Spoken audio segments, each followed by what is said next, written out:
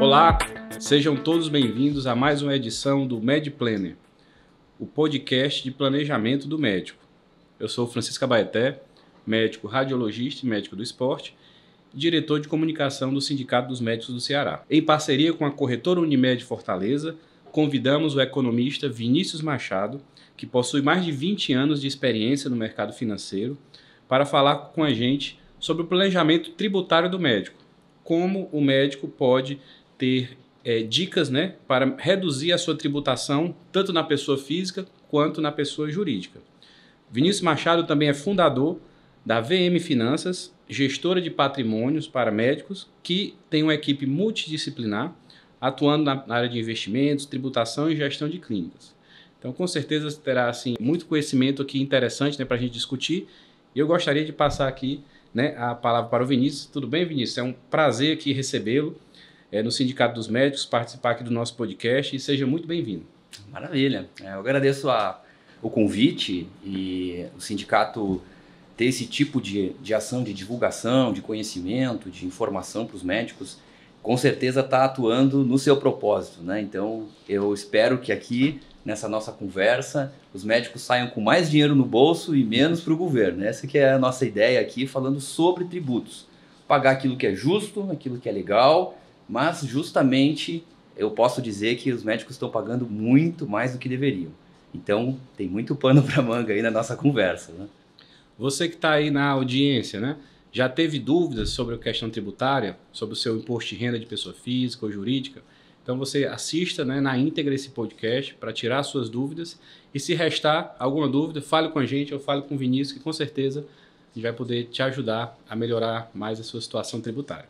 Então vamos agora para o que interessa, vamos começar o nosso podcast, e eu gostaria inicialmente, Vinícius, que você pudesse, antes de iniciar os tópicos em relativo à parte tributária, falar um pouco da sua trajetória no mercado financeiro, sua experiência até chegar no momento atual. Perfeito.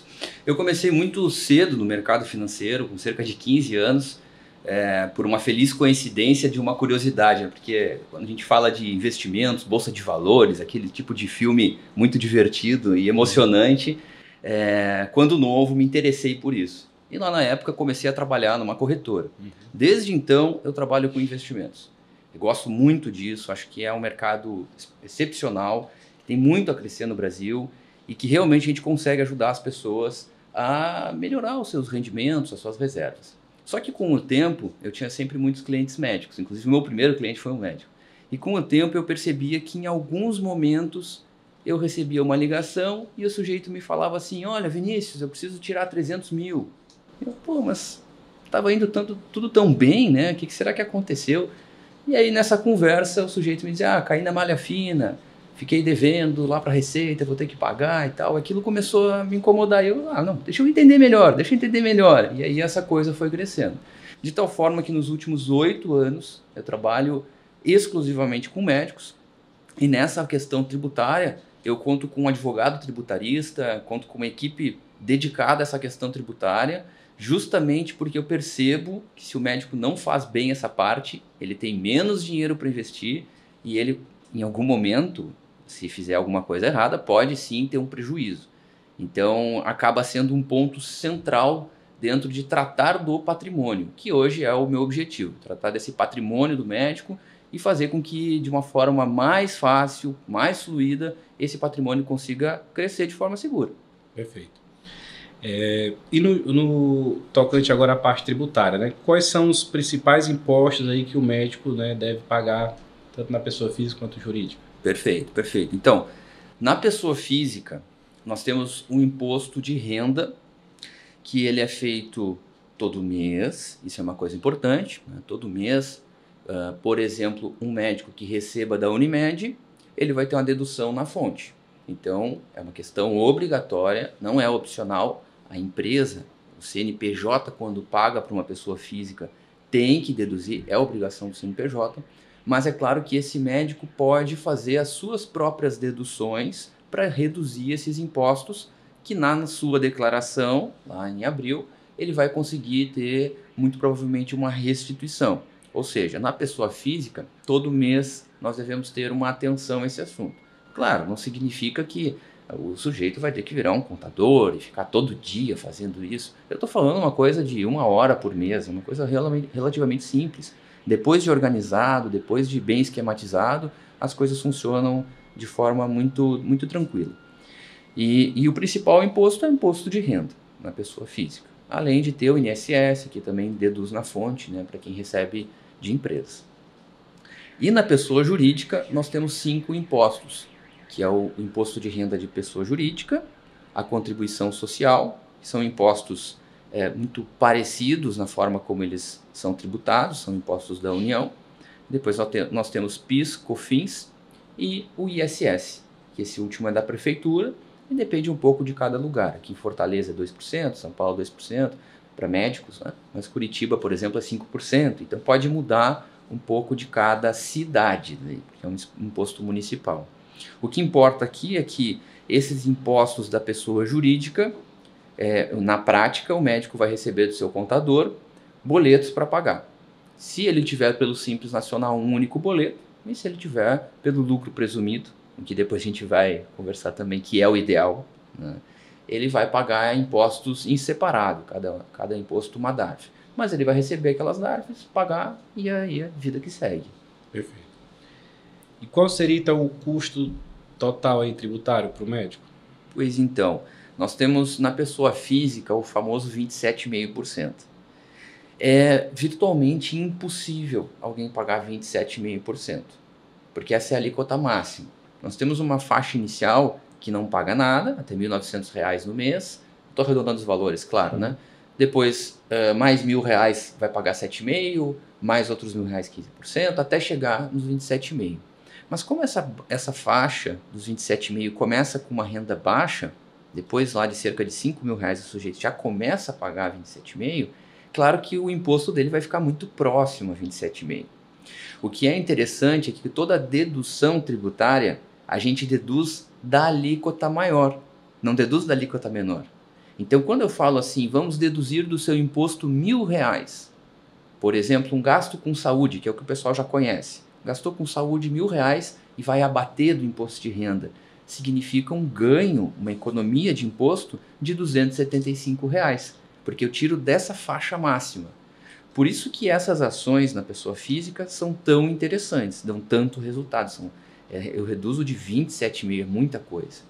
E na pessoa jurídica, o imposto ele vai ser 2 fatores no lucro presumido. O primeiro deles é até no trimestre faturar R$ 187.500. Para nos ajudar aqui nas contas, ficar a conta fácil, vou dizer de forma didática que são 150 mil. Então, um médico que fatura na sua pessoa jurídica 50 mil por mês, então ele não ultrapassa esse teto, ele não vai ter um adicional de imposto de renda. O seu imposto, ele vai ficar, de novo aqui, de forma didática, arredondando, ele vai ficar em torno de 13%. Então ele vai pagar em torno de 13%. Fez R$ 100 mil, 13 mil de imposto, dentro daqueles 5 impostos que eu falei, né? E o médico, quando ele passa essa faixa, ele começa a pagar 16,53%. Vamos chamar aqui de 16%. Então, de novo, eu vou pagar sobre um pedaço 13 e sobre um pedaço 16. Então, eu vou ter uma composição. Normalmente, de forma simplificada, a gente fala que são 15% de imposto. Em alguns casos, porque também existem casos que o imposto pode ser de 8,73%. Então, a gente tem possibilidades de fazer redução tributária também na pessoa jurídica, que poucos médicos têm, mas é uma possibilidade legal, e com um processo tributário a gente pode atingir essas alíquotas bem menores. Então, de forma simples aqui, eu posso dizer que um médico que fatura R$ 100 mil na pessoa física, se ele não fizer nada, que seria errado, né, não deduzir absolutamente nada, ele pagaria em torno de 22 mil de imposto.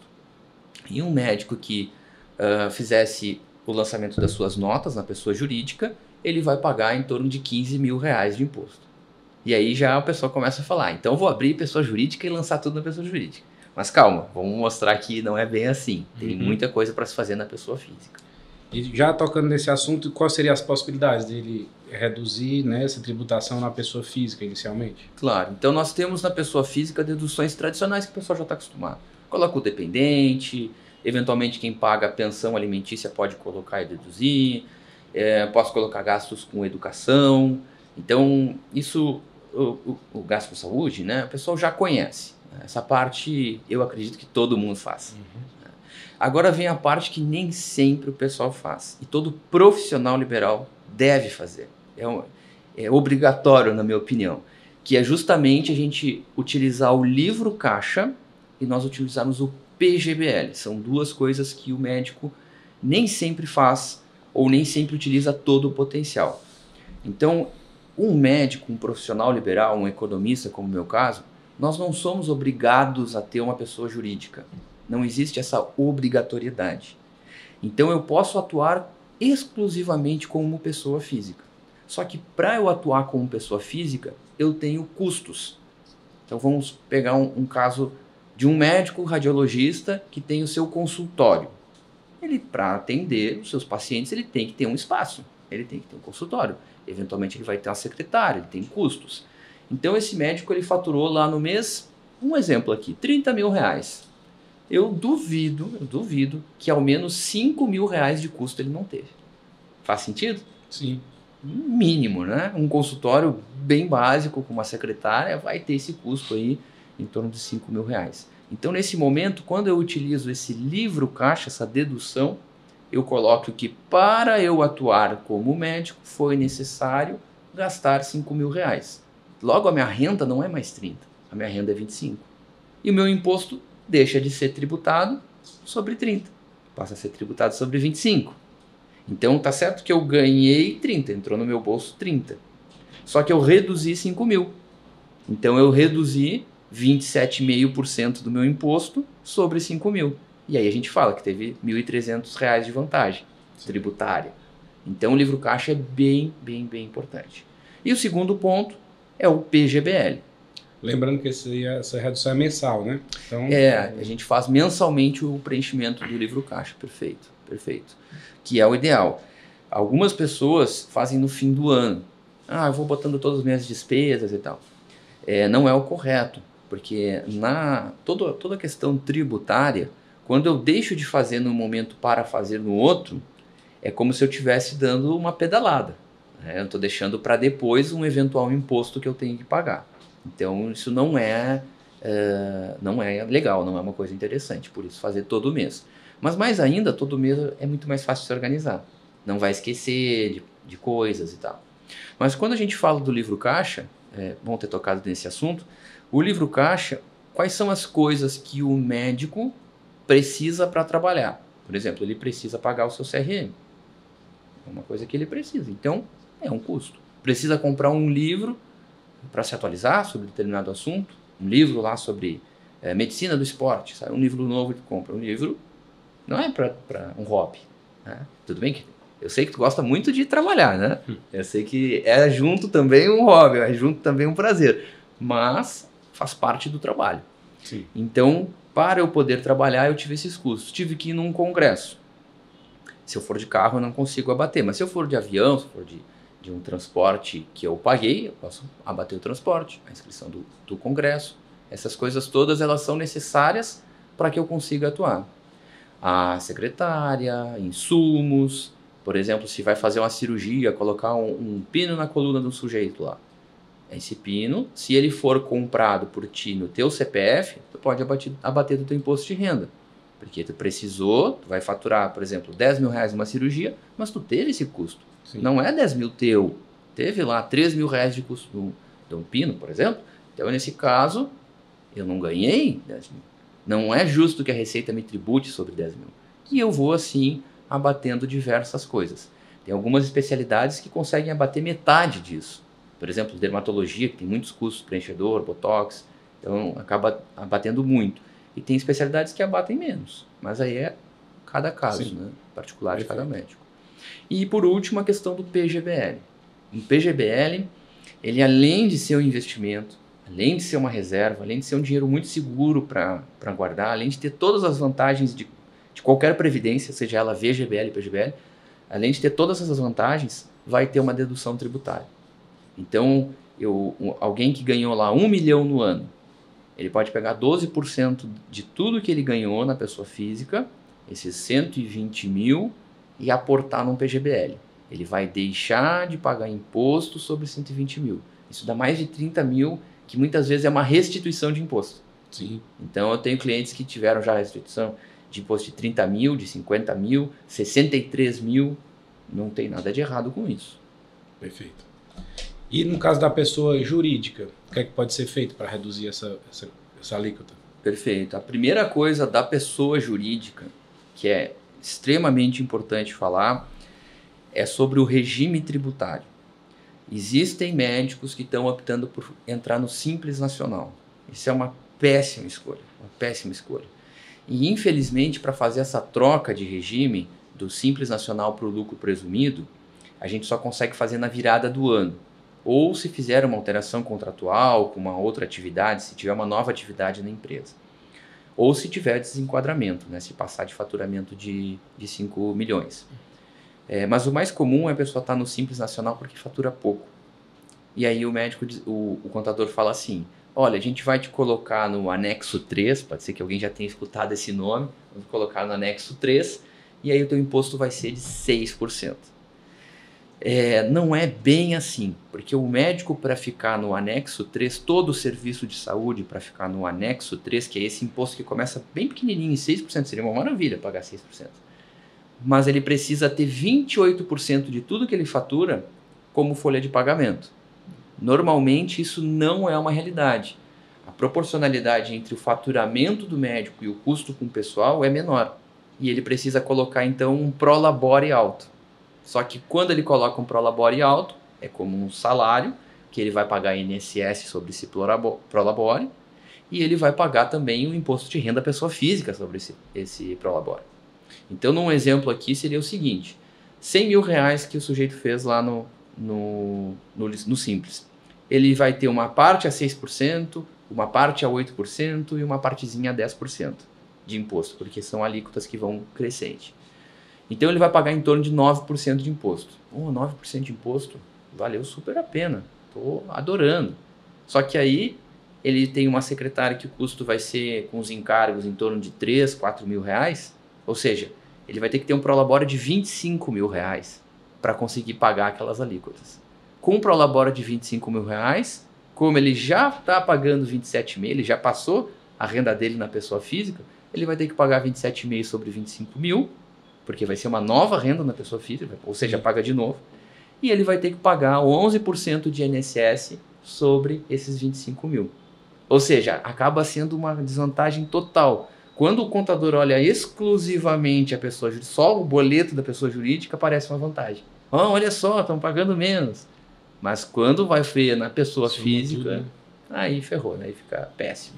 Então, a primeira coisa para alertar o pessoal é depois de 20 mil reais, olha como não é muito, depois de 20 mil reais de faturamento mensal, tá no Simples, é péssimo. Eu, inclusive, nunca sugiro abrir pelo Simples, uma empresa, né, do médico. Então, a escolha é no lucro presumido. E no lucro presumido, a gente tem esses 5 impostos, 3 deles não tem o que fazer, eles são sempre iguais, o ISS, que é do município, e o PiscoFins, que são outros não do município.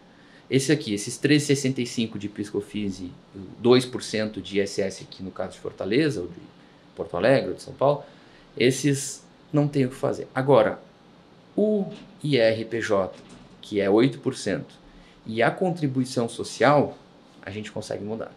E aí a gente consegue mudar bastante, porque a empresa ela é do lucro presumido, é uma presunção. Se imagina que uma empresa de serviços ela tenha um lucro de 32%. A lógica é assim, se eu vou lá fazer uma consulta contigo, eu te pago R$1.000 na consulta. Esses R$1.000, tu vai pegar eles, colocar no bolso, tudo bem que tu vai ter o custo do aluguel, o custo da secretária, o custo da luz, do telefone e tal, o sistema, mas não é um custo tão grande. Então, uma consulta é razoável a gente falar que tem mais lucro, sobra mais margem, certo? Um procedimento não. Um procedimento, eu tenho custo de insumo, ou custo de hospital, ou custo com equipe, com anestesista, com instrumentador. Então, todo procedimento, ele não tem a mesma margem de lucro que tem uma consulta. E nesse sentido, eu posso, se fosse pessoa física aqui, lembrando, abateria as coisas. Só que não tem como abater do lucro presumido. Então, a gente vai baixar a presunção de lucro. Há um entendimento dentro, inclusive, de uma jurisprudência que foi até o STJ, foi até a última instância, tratando desse tema. É uma jurisprudência antiga, que já tem milhares de processos ganhos com ela, que há mais de 12 anos já existe, que entende que, por ser procedimentos, nós, Receita, deveríamos baixar essa alíquota de imposto de renda, não de 32%, que vai ser o lucro, mas para 8%. E de contribuição social, não dos 32% de uma consulta, mas para 12%. Então, no fim das contas, esse imposto, esses dois impostos, eles diminuem em 7,8%. Eles têm uma redução enorme. A contribuição social sai de 2,88% para 1,08%. E o imposto de renda sai de 8% para 2%. É uma redução muito grande. Então, quando a gente faz essas reduções, quando a gente trabalha esse imposto por meio de um processo judicial para os médicos que fazem ou procedimentos ou exames, aquela nota de 100 mil, que ia dar mais ou menos 15 mil de imposto, ela passa a dar 8 mil de imposto. E esse sujeito economiza 7 mil reais. Deixa de pagar 7 mil reais todo mês. Tudo bem, se de repente alguém me falar que 7 mil é pouco, mas pode dar para mim, né? Eu acho bom. Agora, tu acha bom também? Com certeza. Então, esse exemplo é muito bom. É muita diferença. Até porque o que acaba acontecendo? Médicos que fazem procedimentos, depende muito da especialidade, mas normalmente o faturamento deles, então ele faturou 100 mil reais. O que sobra de verdade, limpo no bolso dele, depois de pagar todos os custos, é mais ou menos 40 a 50 mil reais. Então vamos dizer que sobrou 50 mil reais, tirando todos os custos, todos os impostos. Se eu tenho um lucro de 50 mil reais e agora eu vou deixar de pagar 7 mil, então sobre 50 mil eu aumentei em 14% meu lucro, sem trabalhar absolutamente nada mais. Eu não precisei trabalhar 14% a mais. Eu não precisei ficar mais horas trabalhando. Perfeito. Então, por isso que é um ganho muito bom. Todo ganho que o médico conseguir ter, que ele não precise de mais horas de trabalho, é um ganho espetacular. É um ganho de eficiência, é um ganho, a tua hora passa a valer mais. Excelente, Vinícius, essas informações, né, valiosíssimas aí. Então, assim, para quem está, né, na audiência, assistindo a gente, vamos só recapitular esses pontos para deixar mais claro. Assim, em relação à pessoa física, né, então nós teríamos um estudo voltado para o PGBL, né, para caso a caso ver como seria mais interessante utilizar essa ferramenta, e o livro caixa para aqueles profissionais que têm consultório, né, que atendem na pessoa física, né, sejam por planos de saúde ou particular, que eles possam também utilizar o livro caixa num trabalho aí mensal, né, digamos, de organização, para ter essa redução na sua alíquota final, não é isso? Perfeito. E no caso da pessoa jurídica, também para ficar mais claro aqui para o nosso, né, ouvinte, para a audiência, para os nossos colegas médicos, como funciona essa questão do processo, né, para a redução dessa alíquota tributária na pessoa jurídica? Perfeito. Então, o processo ele tem algumas etapas. Como eu disse, ele é um processo já judicial. É o juiz federal que vai nos dizer que nós podemos pagar menos impostos. E aí que está a nossa segurança nesse processo. Não é simplesmente, vamos lá trocar, fazer um rolo. Não tem rolo, né? É simples. A gente só vai pagar menos quando o juiz falar que a gente pode pagar menos. Mas para que a gente chegue a esse processo, que a gente consiga entrar com esse processo na justiça, é necessário que a gente faça uma preparação.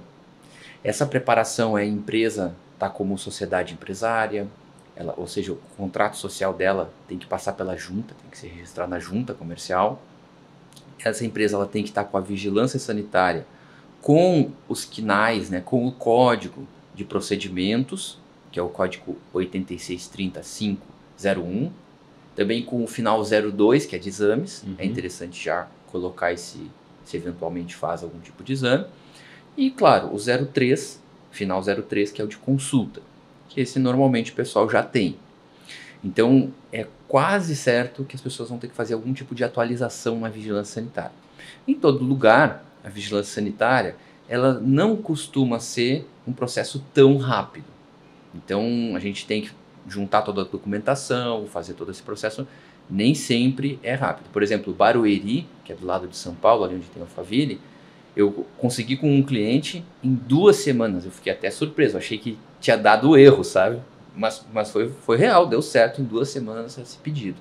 Agora, em São Paulo, nós temos uma demora em torno de 90 a 120 dias, então é bem diferente. Uhum. Então vai depender um pouco de cada vigilância do local. Nas grandes capitais tem a vigilância municipal, mas se for cidade do interior, às vezes utiliza a vigilância estadual. Então Perfeito. tudo a gente tem que fazer da forma correta. Também há uma necessidade de provar aquela atividade de procedimentos. Lembrando que esse processo é só para procedimentos e exames. Então a consulta não entra nisso. Né? Perfeito. A consulta vai seguir como era.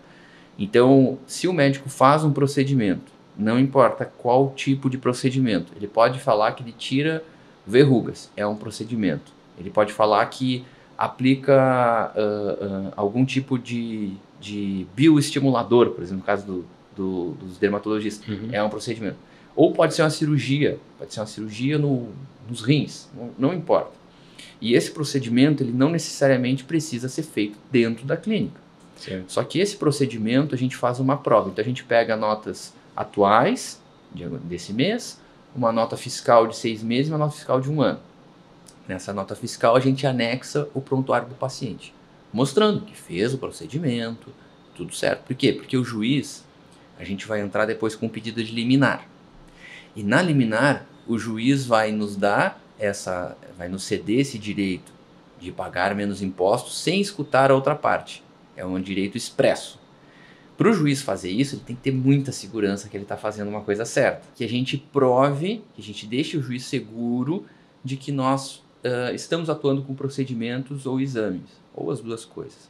Então, nessa entrada do processo, a gente pega uma nota atual, uma nota de procedimento ou de exame atual desse mês, do mês passado, de 6 meses atrás e de 1 ano atrás. Pega um histórico para mostrar para esse juiz que a gente está fazendo já há um tempo esses procedimentos, que já tem um histórico, que é uma empresa já consolidada, e junto com essas notas coloca o prontuário, ou o contrato de prestação de serviço, ou um termo de consentimento, uma coisa que prove para o juiz que de fato aquele paciente fez aquele procedimento, que ele assinou aquele procedimento, que, enfim, ali está consolidado que de fato essa é a nossa atividade.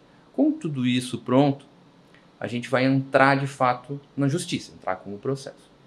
O Gabriel Nogueira, que é o advogado da VM, é um cara que já tem bastante experiência com essa questão tributária. E ele já fez, claro, muitas vezes esse processo.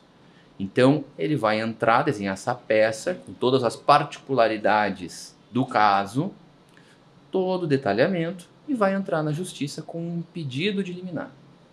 A justiça ela não tem um prazo. Então, essa segunda etapa da liminar, ela pode levar 3 meses, 6 meses, 9 meses. Infelizmente, quem já entrou na justiça sabe que o juiz não tem uma deadline lá, um momento onde, olha, passou X tempo, tem que decidir e tal. Não tem. Então, a depender da vara que a gente vai cair, vai ter um tempo. E também do fluxo, né? Eventualmente o juiz tem mais fluxo. E aí a gente vai ter essa decisão, essa liminar. E eventualmente o juiz pede mais alguma coisa. É raro quando a gente faz tudo certinho, mas pode pedir alguma outra coisa. E aí vamos ter essa segunda etapa concluída com o ganho de liminar. Quando a gente ganha a liminar, obrigatoriamente a outra parte, que é a União, é um processo contra a União para diminuir os impostos federais, que é o IRPJ e o CSLL.